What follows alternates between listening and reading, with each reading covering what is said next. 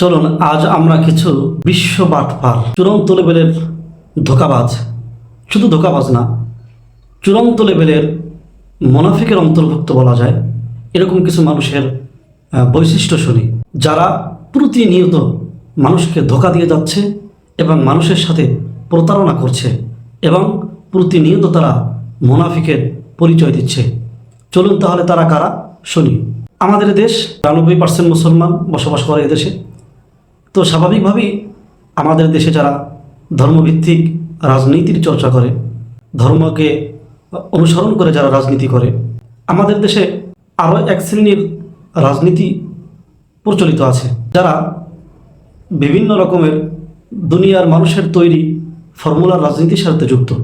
তো এই ধর্মভিত্তিক যারা রাজনীতিটা করে, এরা যখন ওই সকল ব্যক্তিদেরকে দাওয়াত দেয় যে আসুন আমরা ধর্মকে অনুসরণ করে রাজনীতি করি, কারণ রাজনীতি এটাও একটি ইবাদত, তখন তারা বলে দেখুন আসলে আমরা তো ধর্মের রাজনীতি করি না, আমরা ক্ষমতার রাজনীতি করি।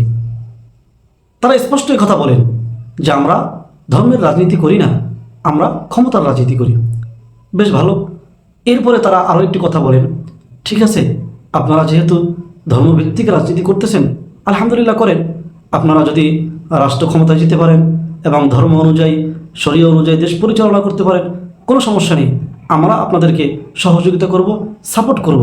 আমাদের পক্ষ থেকে যদি কোনো সহযোগিতা আপনারা প্রয়োজন মনে করেন, আমরা সেই সহযোগিতা আপনাদেরকে করব। তবে আমরা ধর্মভিত্তিক রাজনীতি করি না, হ্যাঁ, আমরা ক্ষমতার রাজনীতি করি।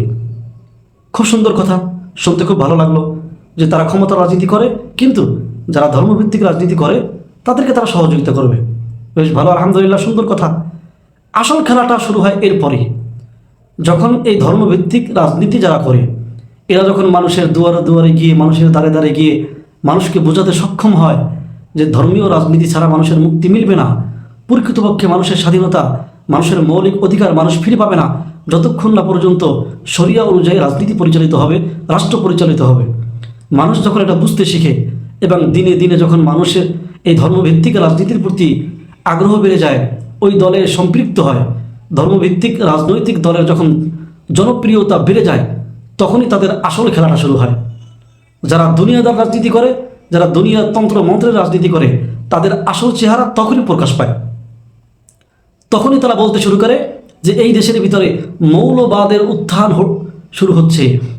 তখনই জঙ্গিবাদ, মৌলবাদ, তালেবানি সহ বিভিন্নভাবে তারা ট্যাগ লাগাতে থাকে এবং ধর্মভিত্তিক রাজনীতিকে তারা মাটি চাপা দেওয়ার ব্যর্থ চেষ্টা পরিচালিত করে এবং তারা বিভিন্ন রকমের প্রোপাগান্ডা শুরু করে দেয়।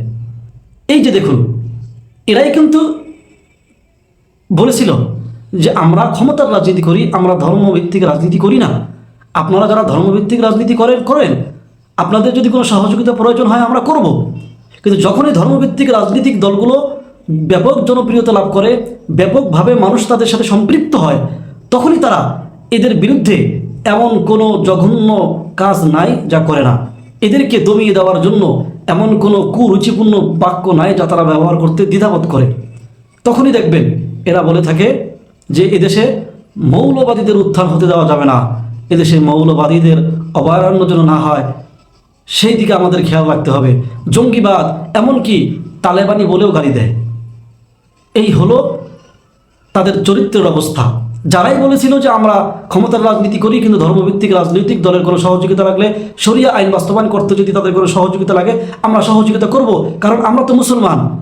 কিন্তু যখনই শরিয়া আইন বাস্তবায়ন হওয়ার পক্ষে মানুষ জনসমর্থন তৈরি হয়ে যায়, যখনই মানুষ এই পক্ষে রায় দেওয়ার মতো সিদ্ধান্ত গ্রহণ করে, যখনই মানুষ এই সিদ্ধান্ত গ্রহণ করে যে আমরা শরিয়া ভিত্তিক আইন চাই, তখনই এই দুনিয়ার তন্ত্র মন্ত্র রাজনীতি করা ব্যক্তিরা তখন উঠে পড়ে লেগে যায় কিভাবে এদেরকে দমিয়ে দেওয়া যায়। তাহলে যারা আগে বলছে এক কথা, এখন বলে আর এক কথা। যারা আগে বলেছিল সহযোগিতা করার কথা, তারাই এখন সব থেকে বড় শত্রু হয়ে দাঁড়িয়েছে। তাহলে কি তারা ভালো মানুষের কাতারে আছে? না, এটা মুনাফিকের লক্ষণ, এটা ধোঁকাবাজদের লক্ষণ, এটা ধোঁকাবাজদের চরিত্র, এটা মুনাফিকের চরিত্র। মুনাফিকরা তাদের কথার উপরে অটল থাকে না, তারা তাদের স্বার্থের জন্য এক এক সময় এক এক ধরনের কথা বলে, এটাই মুনাফিকদের লক্ষণ। অতএব এই সকল মুনাফিক, ধোঁকাবাজ এবং এই সকল মানুষের সাথে প্রতারণা যারা করে, এরকমের ব্যক্তি, এরকমের দল, এরকমের নেতার থেকে আমাদের সাবধান হতে হবে, আমাদের সতর্ক হতে হবে। অতএব সিদ্ধান্ত নিতে হবে এখন আমরা কাদের সাথে থাকব, কোন পথে আমাদের মুক্তি, সেই সিদ্ধান্ত নেওয়ার সময় এসেছে। এ ব্যাপারে আপনার কি মন্তব্য অবশ্যই কমেন্টে জানিয়ে যাবেন। এবং আপনি যদি এই ভিডিওটি ইউটিউব থেকে দেখে থাকেন তাহলে অবশ্যই চ্যানেলটি সাবস্ক্রাইব করবেন, এবং যদি ভিডিওটি আপনি ফেসবুক থেকে দেখে থাকেন তাহলে ফলো দিয়ে পাশে থাকবেন, লাইক, কমেন্ট, শেয়ার করবেন। সকলকে ধন্যবাদ। আসসালামু আলাইকুম ওয়া রাহমাতুল্লাহি ওয়া বারাকাতুহু।